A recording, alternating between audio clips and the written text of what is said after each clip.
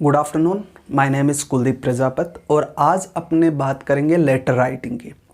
Letter writing में देखिए थोड़ा सा मैं आपको बेसिक नॉलेज दे देता हूँ पहले कि आपके जो लेटर है चाहे वो आप 10th बोर्ड में मान लो, चाहे आप 12th बोर्ड में मान लो या फिर किसी भी आप क्लास में मान लो, दो प्रकार से इसको कैटेगराइज किया जाता है। फर्स्ट है आपके फॉर्मल और सेकंड है आपके informal.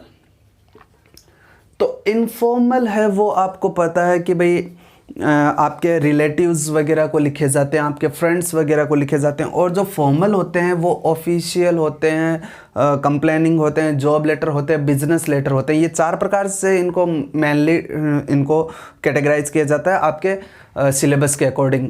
Job letter, official, business और एडिटोरियल, इन चार में इसको कैटेगराइज किया गया। तो आज अपने खाली बात करेंगे फॉर्मल की। देखिए फॉर्मल में भी मैं बात करूंगा सबसे पहले आपके ऑफिशियल, और उसके बाद में ऑफिशियल को ही कैसे एडिट करके आप एडिटोरियल लेटर लिख सकते हो। मतलब ऑफिशियल और जो एडिटोरियल है उनमें ज़्यादा फ़र्क नहीं रहेगा, नाम मात्र का फ़र्क रहेगा। एक तरीके से ही आप दोनों लेटर सीख जाओगे। और दूसरी बात कि भाई ये जो पैटर्न जो यहाँ पे बताया जा रहा है इतना फिक्स पैटर्न है, मतलब चाहे कोई भी लेटर आ जाए आपके एग्ज़ाम में, चाहे कोई सा भी लेटर पूछ ले, इतना तो सब लेटर्स में लिखा ही जाएगा। ये कन्फर्म है, कंपलसरी है ये कि भाई इतना आपको लिखना ही। अगर आप इतना भी लिख के आते हो तो इसका आपका 40 to 50% मार्क्स आपको इतने में ही मिल जाएगा। बीच में जो ये मैंने गैप छोड़ा है इसमें जो भी मटेरियल है उस सब्जेक्ट के अकॉर्डिंग वो आपको यहाँ पे लिखना है। देखते हैं इसको, चलो डिस्कस करते हैं। देखिए सबसे पहले मैं आपको हर चीज़ बारीकी से बताता जाता हूँ। जैसे मान लो कि ये आपकी नोटबुक है या फिर आपके एग्ज़ाम की आंसर शीट है, तो उसमें ये आपको मार्जिन दिया हुआ है, ऊपर हेडिंग्स के लिए इधर ये कॉलम है क्वेश्चन आंसर्स लिखने के लिए। तो ये जो लाइन है इससे आपको एकदम टच करके लिखना है, इनके बीच में आपको गैप नहीं रखना है। जैसे आपने पुराना फॉर्मेट अगर आपको याद हो तो गैप छोड़ के उसको लिखा जाता था। अब क्या है कि इस फॉर्मेट में आपको बिल्कुल भी लाइन से गैप नहीं रखना है, लाइन से एकदम टच करके आपको इसको लिखना है। सबसे पहले आपको एड्रेस लिखना है। ये एड्रेस किसका है? ये आपका है। और ज़्यादातर केस में मतलब 90% आपको सिर्फ सिटी का नाम ही देंगे। जैसे क्वेश्चन आ सकता है कि you are Ramesh living in Jaipur, living in Sujangarh, living in Sikar. तो ये इस प्रकार से आपको खाली शहर का नाम ही देंगे ज़्यादातर केस में। हो सकता है कि आपको कहाँ रह रहे हो, आपका रेजिडेंशियल एड्रेस भी आपको दे दिया जाए। तो उस केस में आपको ऊपर की 2 लाइनों में या फिर 3 लाइनों में आपको अपना एड्रेस लिखना है। अब एड्रेस लिखने का भी तरीका देखिए। सबसे पहले आपको यहाँ पे कोई ना कोई एक नंबर लिखना है, एक डिजिट लिखनी है। ये क्या होता है? ये आपका हाउस नंबर हो सकता है, आपका रूम नंबर हो सकता है, आपका फ्लैट नंबर हो सकता है, जो भी है ये सबसे पहले आएगा। उसके बाद में कॉलोनी का नाम यहाँ पे मैंने लिखा है, ठीक है। अब इस कॉलोनी के नाम में आपको क्या ध्यान में रखना है कि ये जो फर्स्ट लेटर होते हैं ना ये हमेशा कैपिटल होते हैं। ये छोटी छोटी चीज़ें हैं लेकिन इनके भी मार्क्स काफ़ी ज़्यादा अगला जो एग्जामिनर है वो काट लेता है। जो कॉपी चेक, जो आपकी आंसर शीट चेक करने वाला है वो इसके नंबर काट लेता है। क्यों काट लेता है? क्योंकि जब आपको ये भी नहीं पता है कि भाई कौन सी चीज़ कैपिटल होनी है, कौन सी स्मॉल लेटर में रहनी है, तो फिर इसका मतलब कि you have zero knowledge about letter writing.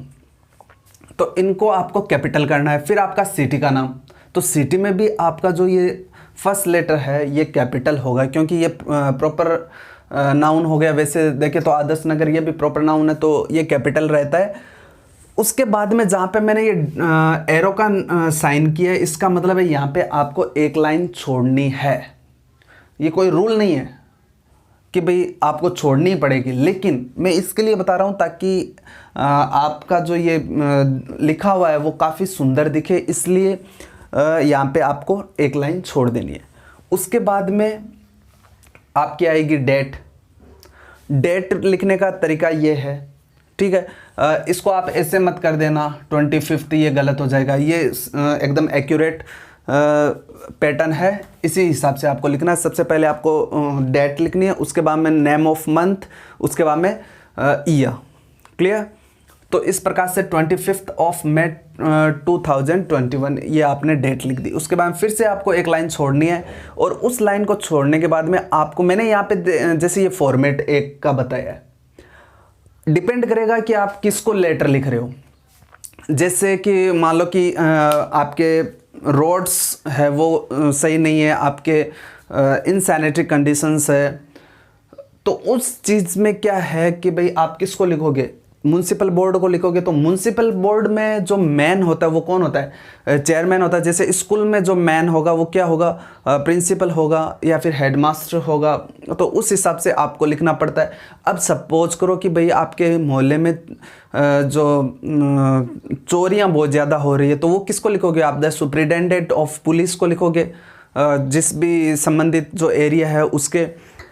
आपके मान लो कि लेटर्स डिलीवर नहीं हो रहे, इरेगुलर डिलीवरी है लेटर्स की, तो आप किसको लिखोगे, हेड पोस्ट मास्टर जो भी आपके रीजनल पोस्ट ऑफिस है उसको लिखोगे।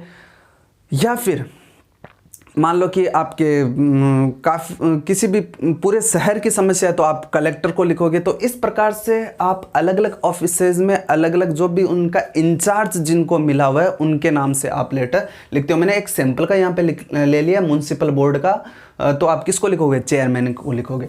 तो इसमें भी यही बात है, फर्स्ट लेटर आपको कैपिटल करना है, ठीक है। म्युनिसिपल बोर्ड में भी आपको फर्स्ट लेटर कैपिटल करना है, फिर से ये आपका सिटी आ गया। उसके बाद में सब्जेक्ट आपको लिखना है। सब्जेक्ट में आपको आप 3 तरीके से लिख सकते हो, या तो टू के साथ में वर्ब की फर्स्ट फॉर्म लगा दो, या फिर फोर में आप आईएनजी लगा दो, या फिर फोर के साथ में आप नाउन लगा सकते हो। क्लियर? टू के साथ में वर्ब की फर्स्ट फॉर्म, फोर के साथ में आईएनजी लगा सकते हो, या फिर फोर के साथ में नाउन से आप अपना सब्जेक्ट स्टार्ट कर सकते हो।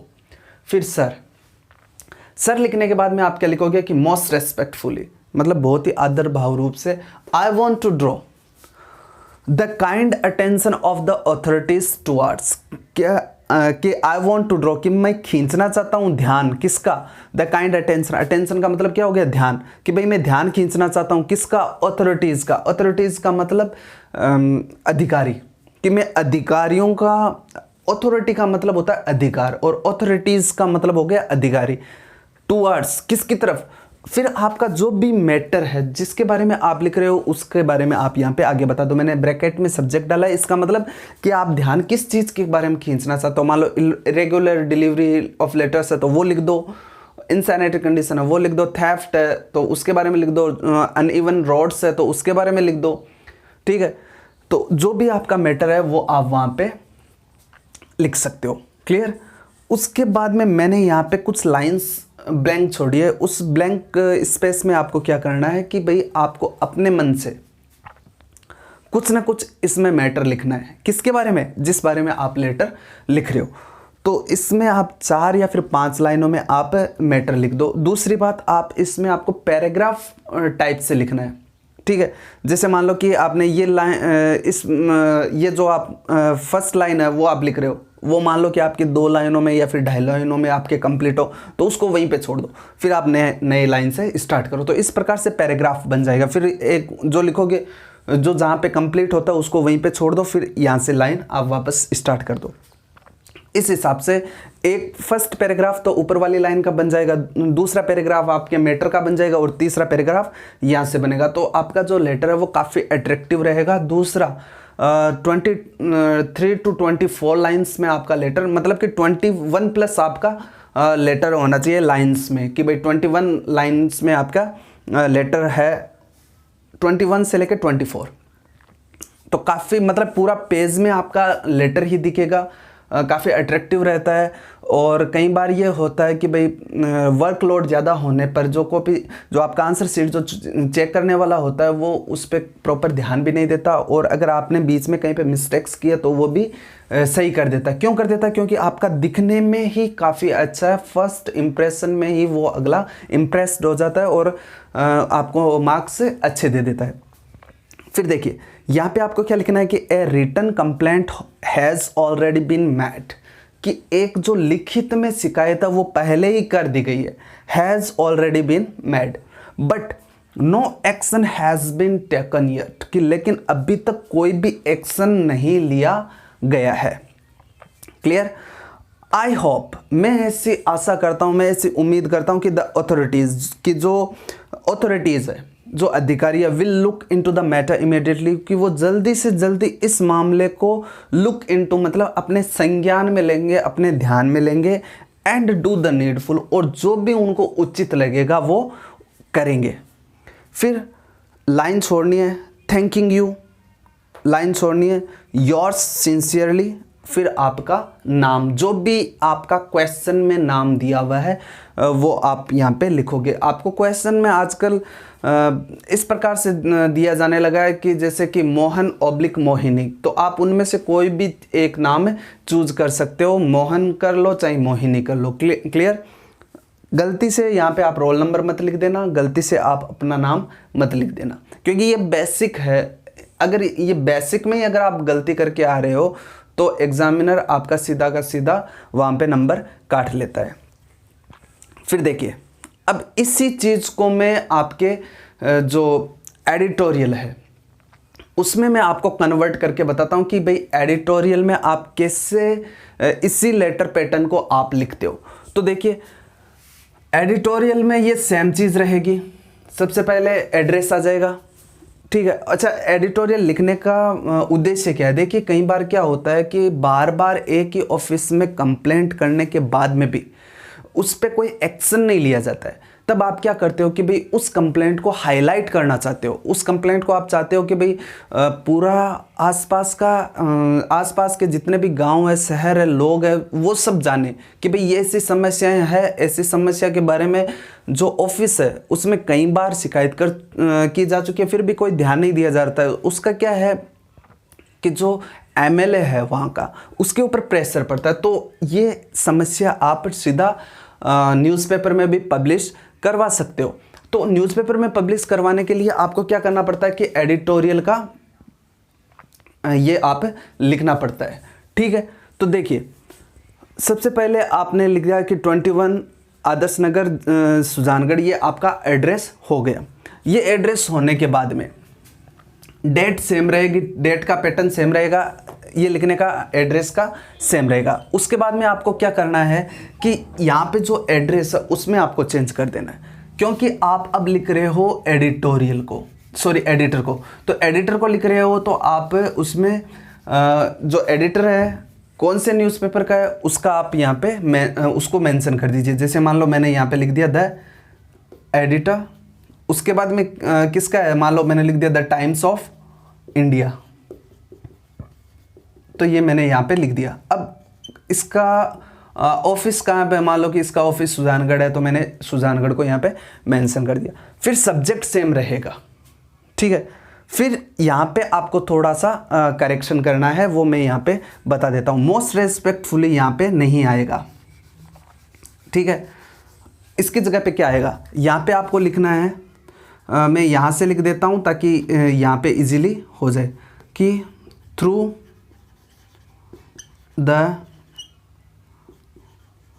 Column of your esteemed newspaper.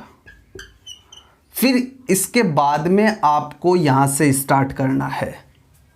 सबसे पहले क्या आएगा सर के बाद में कि through the column of your esteemed newspaper, उसके बाद में ये लाइन वापस आएगी कि भाई I want to draw the kind attention of the authorities towards. इसका मतलब क्या हुआ, through the column of your esteemed newspaper. Esteemed का मतलब होता है प्रतिष्ठित, जो काफ़ी फेमस हो, जो काफ़ी इज्जतदार जो न्यूज़पेपर है उसके द्वारा, उसके जो कॉलम है उसके द्वारा मैं ध्यान खींचना चाहता हूँ। I want to draw the kind attention, किसका, अथॉरिटीज़ का, किसके तरफ, जो भी आपका सब्जेक्ट है उसके तरफ। उसके बाद में आपका मैटर आएगा, जो भी आप कंप्लेंट कर रहे हो, उसके बाद में फिर ये सारा का सारा मैटर एकदम एग्जैक्ट रहेगा, ऐसा का ऐसा रहेगा।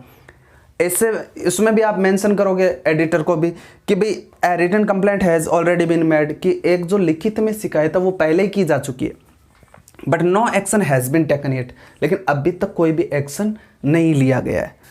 आई होप, मैं ऐसी आशा करता हूँ, the authorities will look into the matter immediately and do the needful, कि जो ऑथोरिटीज़ है वो इस मामले में जल्दी से जल्दी अपने ध्यान में ये मामला लाएंगे और कुछ ना कुछ जो भी उनको आवश्यक लगेगा वो कार्यवाही करेंगे। फिर thanking you your sincerely, same pattern रहेगा, कोई इसमें चेंज नहीं है, सिर्फ आपको ये एक थोड़ी सी लाइन एडिट करनी है और ये एड्रेस आपको चेंज करना है, बाकी पूरा का पूरा लेटर आपका सेम है। इस प्रकार से इसको आप अच्छे से रिवाइज कीजिए। कोई तकलीफ हो तो आप कमेंट बॉक्स में अपना जो भी क्वेरी है वो आप कमेंट कर सकते हो। धन्यवाद।